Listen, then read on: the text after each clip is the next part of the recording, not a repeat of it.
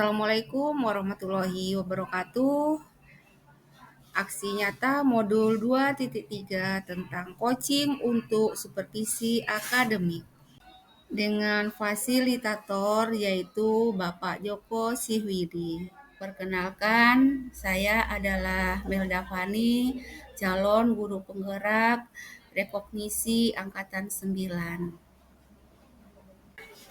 Pada modul 2.3, aksi nyatanya adalah tentang coaching untuk supervisi akademik. Di sini sebelum melaksanakan supervisi akademik di kelas, ada yang namanya coaching atau percakapan pra-observasi kelas. Lembar pra-observasi di kelas ini akan memuat hari dan tanggalnya itu pada hari Selasa, tanggal 7 November 2023. Kemudian nama gurunya adalah Anggi Dwi Wursanti.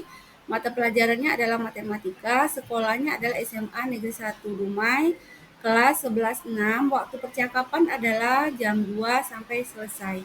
Kemudian juga memuat tujuan pembelajaran.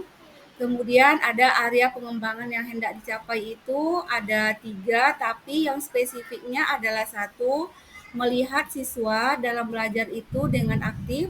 Kemudian strategi yang dipersiapkan, ini adalah merupakan lembar pra-observasi. Berikut ini akan ditayangkan percakapan, coaching, pra-observasi sebelum memasuki kelas. Assalamualaikum warahmatullahi wabarakatuh. Waalaikumsalam warahmatullahi wabarakatuh. Iya, Bu Anggi, apa kabar pada pagi hari ini? Sehat, Bu. Alhamdulillah sehat. Rencana Ibu akan melaksanakan supervisi kelas dalam semester ini. Rencananya nanti di kelas mana? Di kelas 11-6 hari Rabu jam 13.00 sampai jam 14.20. Oh, baik. Berarti di hari Rabu ya. Di hari Rabu jam 13.00 sampai jam 14.30. Oke. Sebelum memasuki ke ruangan supervisi nanti, ada beberapa hal yang ingin kita diskusikan terkait dengan sebelum dilaksanakan supervisi ke kelas. Yang pertama harus kita diskusikan dulu mengenai standar kompetensi yang digunakan untuk supervisi ini. Itu ada namanya standar kompetensi proses, kemudian ada standar penilaian, kemudian juga ada standar kelulusan, dan terakhir adalah standar tentang penilaian. Nah, terkait untuk supervisi kali ini, rencana nanti mau pakai standar kompetensi yang bagaimana? Rencana lagi penilaiannya nanti mengambil standar proses, Bu, dengan standar kelulusan. Dua itu sebagai standar kompetensinya nanti yang harus digunakan. Baik, kenapa memilih standar proses dan standar kelulusan? Kalau untuk standar prosesnya mungkin di dalam pembelajaran diperlukan ini, Bu, proses belajar siswa, jadi bisa dinilai dari situ mungkin, Bu, gitu. Oke, berarti kita menggunakan standar kompetensi yang sudah Ibu Anggi sebutkan. Baiklah, kemudian untuk kompetensi atau area apa yang ingin dikembangkan nanti di dalam kelas? Area yang mau dikembangkan di situ yaitu siswa dapat belajar dengan aktif, kemudian siswa dapat percaya diri dalam mempresentasikan hasil kerjanya, kemudian mencerminkan diferensiasi konten dan proses.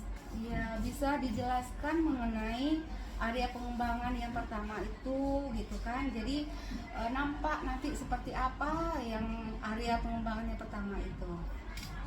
Untuk area yang pertama, siswa itu dapat belajar dengan aktif dengan cara diskusi kelompok, kemudian siswa yang berkemampuan tinggi bisa memberikan pengetahuannya sedikit untuk siswa yang berkemampuan standar atau di bawahnya, Bu. Kemudian untuk yang percaya diri, area percaya dirinya di dalam presentasi nanti bagaimana dia bisa menyampaikan hasil kerja kelompoknya itu dengan baik dan benar. Iya.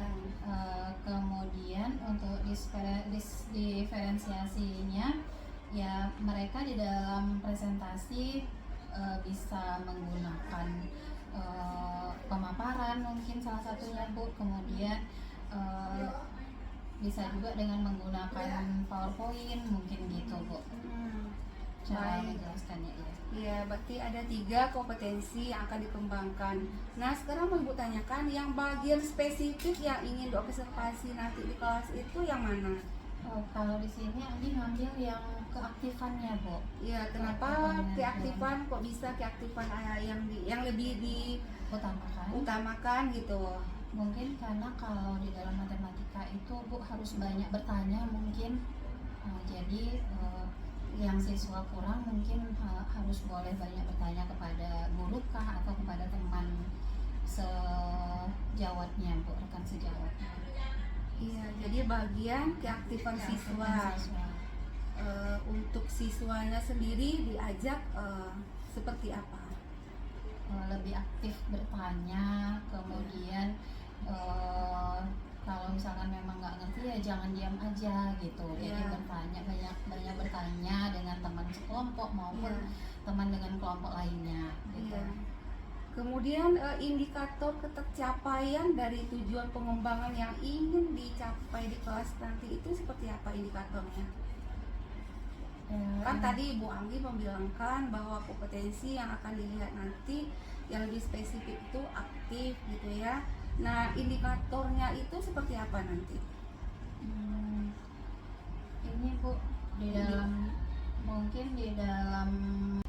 Baiklah Bu Anggi, dilanjutkan lagi. Tadi kan Bu Anggi bilang sewaktu keaktifan siswa itu pengembangan yang lebih spesifik yang dilihat itu adalah tentang keaktifan siswa di dalam kelompoknya gitu ya.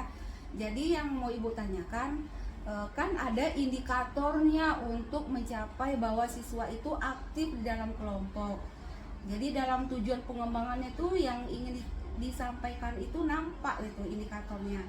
Nah, indikator apa saja yang akan Bu Anggi gunakan di dalam praktek seperti sini nanti sehingga nampak keaktifan siswa itu bisa disebutkan indikatornya. Baik Bu, indikator salah satunya yaitu mengajukan pertanyaan. Jadi siswa yang berani atau yang mampu mengajukan pertanyaan mungkin dikasih nilai plus. Nah, kemudian yang dapat menjawab juga mungkin seperti itu. Kemudian yang kedua indikatornya yaitu diskusi dalam kelompok. Jadi jangan hanya 1-2 orang saja yang bekerja di dalam kelompoknya tersebut. Semuanya harus ikut terlibat aktif di dalam kelompoknya.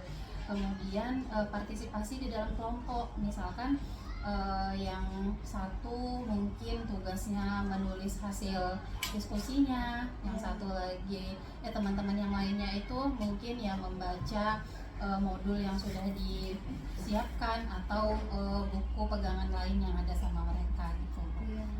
Jadi ada berapa indikator rencananya nanti di dalam pengembangan yang keaktifan ini? Ada 3 indikator mungkin Bu, mengajukan pertanyaan, kemudian diskusi kelompok, kemudian partisipasi mereka dalam kelompok. Apakah ada yang lain mau disampaikan untuk indikatornya? Untuk yang lain mungkin indikatornya yaitu berpikir kritis di dalam menjawab LKPD yang sudah dipersiapkan. Gitu Bu. Berarti ada berapa indikator yang ingin disampaikan nanti sehingga di dalam keaktifannya itu kan yang spesifiknya itu kan tentang keaktifan ya. Sehingga nampak nanti di dalam kelas bisa Ibu lihat bahwasanya pengembangan spesifik itu indikatornya ada 4 gitu ya. Yang pertama itu bisa Ibu ulangi lagi menyebutkannya. Indikator yang pertama apa? Yang pertama siswa yang bisa mengajukan pertanyaan. Mengajukan pertanyaan. Oke, mengajukan pertanyaan yang pertama. Yang kedua, berpikir kritis. Berpikir kritis. Ya. Kemudian yang ketiga diskusi kelompok. Diskusi kelompok. Kemudian yang terakhir partisipasi dalam kelompok. Partisipasi dalam kelompok. Jadi nanti Ibu buatkanlah sejenis ranknya sehingga bisa Ibu nilai anak itu bahwasanya yang 4 indikator ini nanti bisa diukur gitu. Jadi di dalam kelas itu nampak gitu ya, bahwasanya anak yang aktif tuh kayak mana, yang aktif yang ingin dicapai itu gitu kan. Ada 4 indikator tadi sehingga betul-betul nampak gitu di dalam kelas itu kita mau melihat keaktifannya itu seperti apa gitu ya. Baik Bu Anggi, jadi sudah nampak tindak lanjut yang konkretnya itu ya, ada 4 indikator yang akan dilihat di dalam proses Ibu Anggi nanti mengajarkan anak-anak di kelas gitu ya. Itu udah Bu Anggi sebutkan. Nah, untuk penutupnya bisa Ibu simpulkan yang sudah kita bicarakan tadi. Baik Bu, saya akan menyimpulkan hasil dari praobservasi hari ini. Untuk pelaksanaan supervisi itu dilaksanakan pada hari Rabu di kelas 11.6 pukul 13.00 sampai dengan 14.20. Adapun tujuan pembelajaran yang akan dicapai pada pertemuan itu yaitu ada 2 macam Bu, ada 2, yaitu yang pertama siswa mampu menentukan perkalian skalar dengan matriks, kemudian siswa mampu menyelesaikan perkalian 2 matriks. Sementara area pengembangan yang hendak dicapai yaitu keaktifan siswa di dalam belajar. Adapun indikator ketercapaian untuk keaktifannya di situ saya mengambil 4, yaitu yang pertama mengajukan pertanyaan, kemudian yang kedua berpikir kritis, yang ketiga diskusi kelompok, dan yang terakhir partisipasi siswa di dalam kelompoknya. Sementara untuk strategi yang sudah saya siapkan di sini yaitu model pembelajaran berdiferensiasi. Oke, terima kasih Bu Anggi untuk observasinya, dan insya Allah hari Rabu kita akan masuk ke kelas Bu Anggi. Terima kasih banyak. Assalamualaikum warahmatullahi wabarakatuh. Waalaikumsalam warahmatullahi wabarakatuh. Pembelajaran di kelas 11.6. Selamat siang ya. Siang Bu.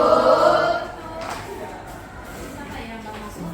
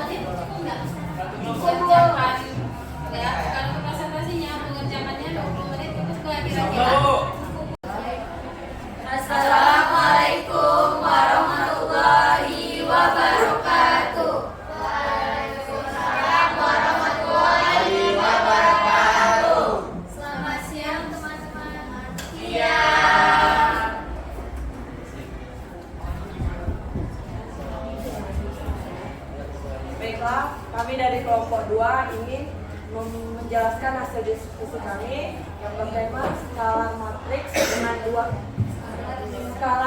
matriks. Yang saya sendiri beranggotakan Febriani sebagai moderator.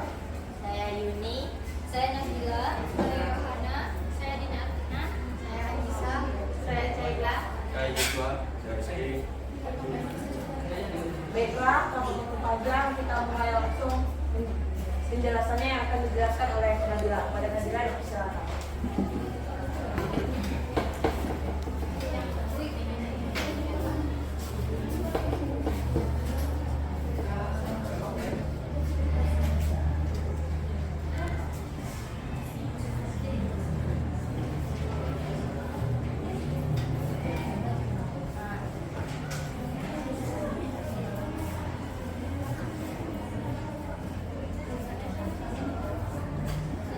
Nah, baik, di sini saya akan membacakan soalnya.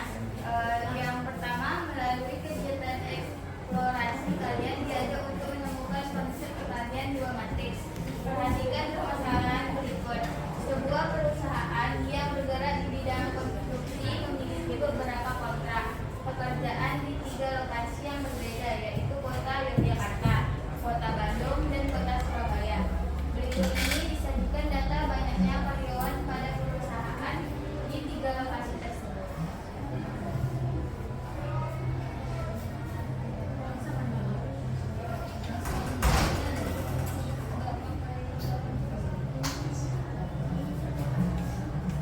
Yang ditanya itu, saya di sini akan menjelaskan.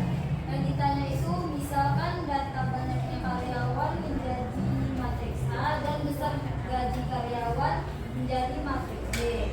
Jadi matriks A itu adalah banyaknya karyawan.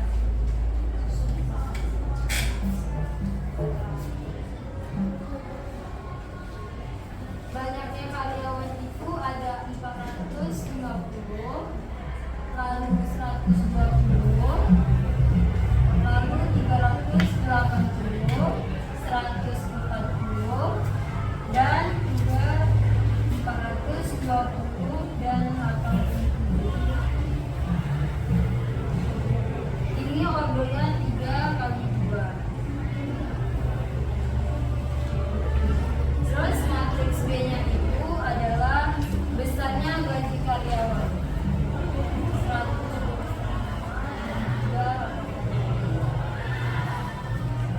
Ordernya 2 kali 1. Selanjutnya pertanyaannya, dana yang harus dikeluarkan perusahaan tersebut dinyatakan ke dalam matriks dengan mengalihkan matriks A dengan matriks B. Jadi AB sama dengan masukkan terlebih dahulu matriks A-nya.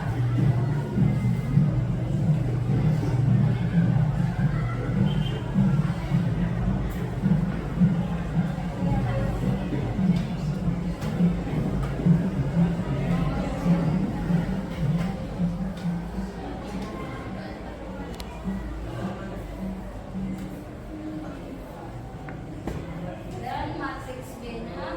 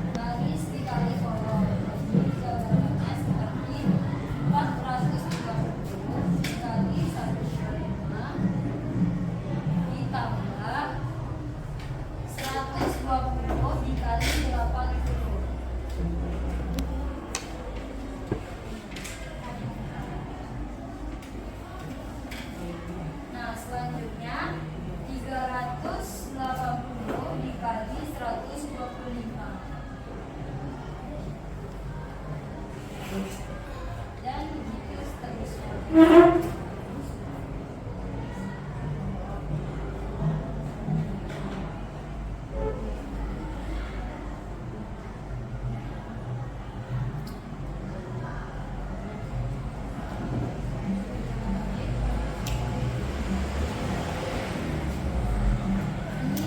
yang cara prosesnya. Langsung aja kita masuk ke hasilnya.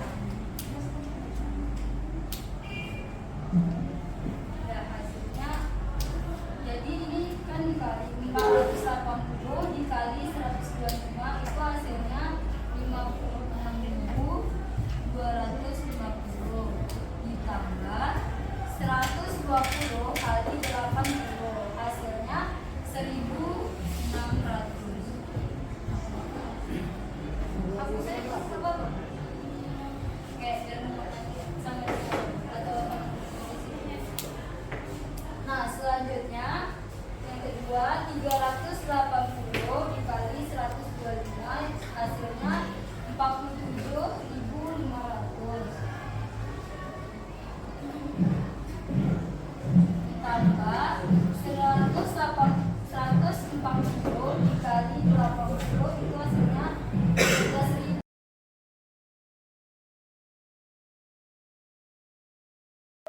Pasca observasi kelas. Lembar percakapan pasca observasi. Di sini akan menanyakan apa yang sudah dilakukan pada saat mengajar yang menjadi indikator ketercapaian pengembangan yang diinginkan. Kemudian menyampaikan catatan hasil observasi berbasis data yang bebas dari penilaian dan asumsi.